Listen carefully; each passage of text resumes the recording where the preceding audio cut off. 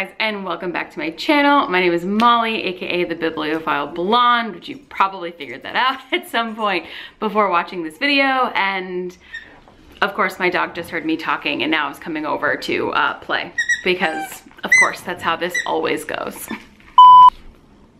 Let's try this again. He's definitely still right here in my lap, legitimately just right out of frame, but the show must go on. Today, I want to talk to you guys just really quickly about how I annotate and the different tools that I use. I will be the first person to say that my annotation is chaotic. If you listen to the last podcast episode, I was talking about this with Imani, who wrote Heavenly Bodies. I do not have a good annotation system, but legitimately since that conversation, I'm trying to get a little bit better, but it really depends on the book, quite frankly. Some of my annotations are really just vibes. So I do have a couple of different books that I'm annotating right now pulled up, including one that I already finished. So I have like a finished one. I just finished this J.R.R. Tolkien translation of Sir Gawain and the Green Knight, which is a really wonderful translation if you like Arthurian legends.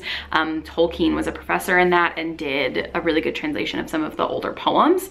So I finished that last night. So this is actually a finished annotated copy.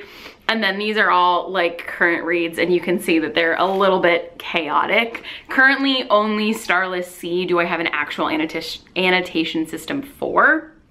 So we will go ahead and start with the finished one. So this was, like I said, this was a poem, so maybe a little bit different to annotate typically than nonfiction or fiction, but there are colored tabs in this. I will say, however, that a lot of it does just come down to vibes.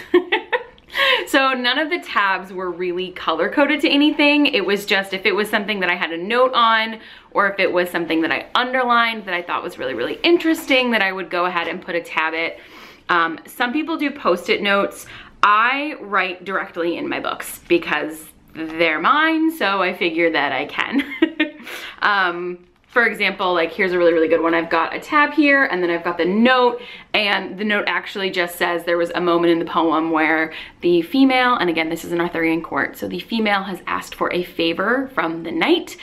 Typically that was the other way. You know, the knights would ask for a handkerchief or something, and they would tie it on their swords, tie it on their jousts as a good luck charm from ladies that they were sweet on, that courtly love concept. But this was interesting. I was like, I actually don't know, and I'm not a scholar in this, but I was like, oh, that's interesting. I've never read anything that had the lady asking for a favor. In this case, she was asking for his glove. So I underlined that, and then I just wrote a little note. And I was like, that's cool, and then I tabbed it.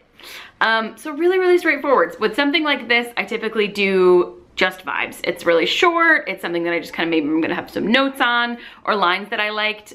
So it's really just, this one was vibes. This one was vibes. It's not helpful, but that's what it is. This is pure chaos, so for that, I'm sorry. I'm currently reading Promise of Fire. This is also for book club. And if you look at that, it is just chaos. Also, I ran out of the tabs that I was using for these like colored ones. So then I started with like a different kind of tab, like halfway through. So I'm sorry. And also these are just things I love. Vibes.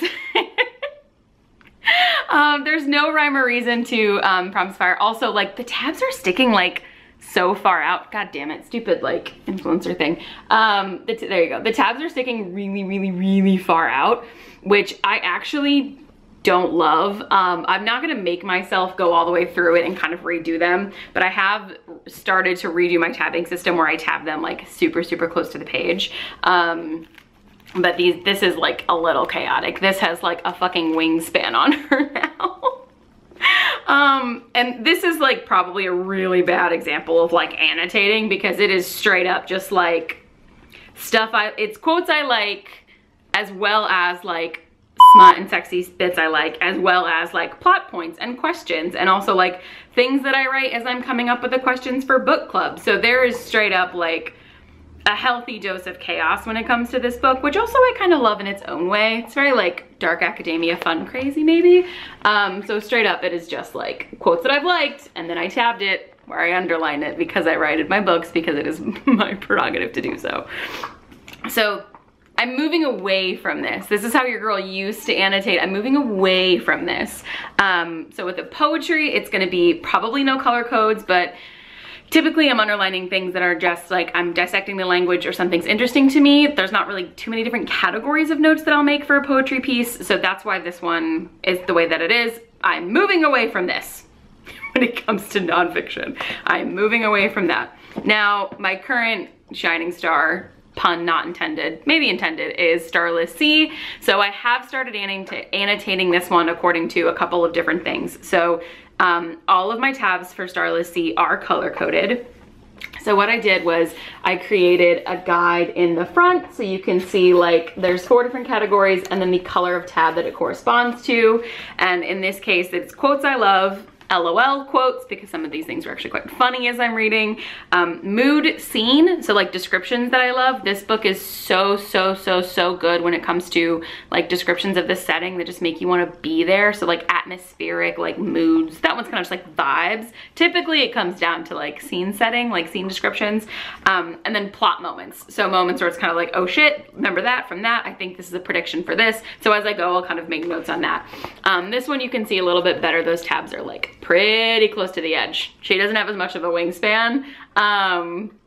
If I can get it to, so that's a pretty, this one's like my current example of what I'm trying to do with my not nonfiction, what I'm trying to do with my fictions going forward is I'm gonna have a guide. I do wanna have a guide, kind of like color coding them, but then I do still continue to underline and make notes and annotate as I go, and then I will just tab the page when I'm in there.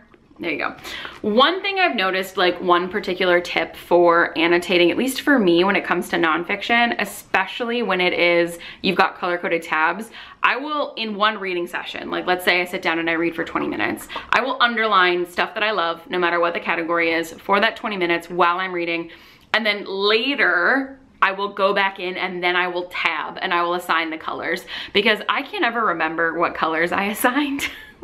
As I'm reading, I have to go back and look. So it just pulls me out of the book too much if every time I underline, especially a book like Starless Sea where I'm underlining all the time. It pulls me out of the process way too much if I have to stop and then be like, okay, wait, hold on, this is LOL, okay, that's this color, grab the thing, put the thing, okay, keep going.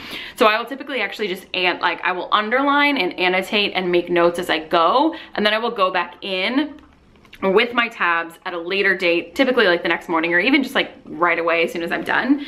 And I will go in and then I will add the color-coded tabs, because pulling the tab and like getting the color doesn't sound like a lot, but I underline a lot in this book, so it's like was pulling me out of the experience.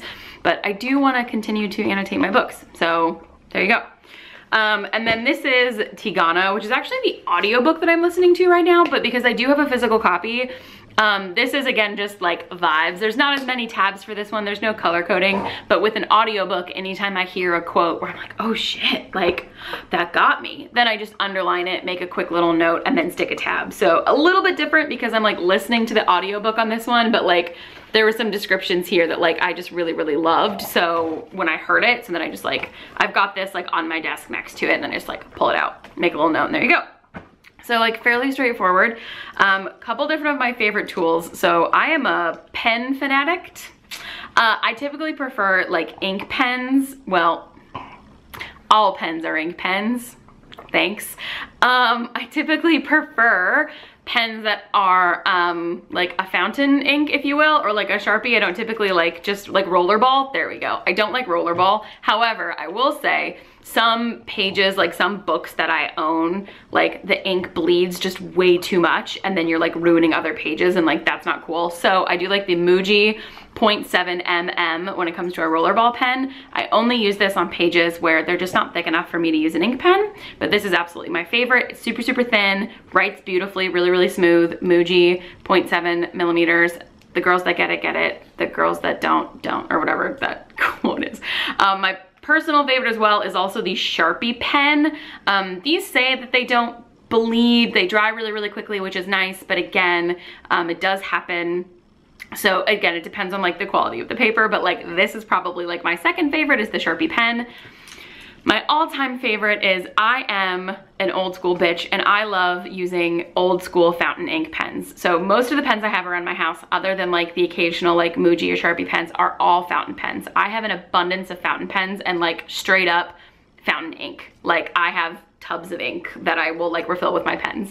So this is my personal favorite. I splurged a few years ago, actually when I like was kind of becoming serious about like, I think I want to write. Like it was always, I wanted to write forever, but when I was first kind of like, I'm gonna start working on something, like this is something that I'm just gonna do. I kind of splurged a little bit and I did get myself like a Mont Blanc fountain pen, like the cheapest one that they had. And I did have it engraved. So this is my like my baby. It's a pen. But it's my all-time favorite. I absolutely love it. I use like a red ink because it dries down to the color of dried blood, which I think is super spooky and cool and adds to my personal mythos. So this is my all-time favorite pen. It is my Mont Blanc fountain pen. I'm not recommending that you go out and buy one because like they are expensive. This was like a Christmas present for me like 3 years ago. And it is my absolute favorite, and I do use red ink because I think it's cool and creepy, and if you haven't noticed, between the lipstick and the nails, red's kind of a thing. It's the only color that I will tolerate other than black. So this is my personal favorite, is using a fountain pen, and I do have other fountain pens, but like this is my go-to, because if you spend that much on a fucking pen, you better use it all the goddamn time. But anyway, these are the best. I will link them all down below. I obviously have preferences, and then these are the tabs that I use all the time. So I'll link them below as well, but I don't like very garish colors. I don't love neon, so I use these, which are Dark Academia, and you can search Amazon for Dark Academia tabs, and there you go. That's how I annotate. Pretty simple. I'll see you guys in the next one.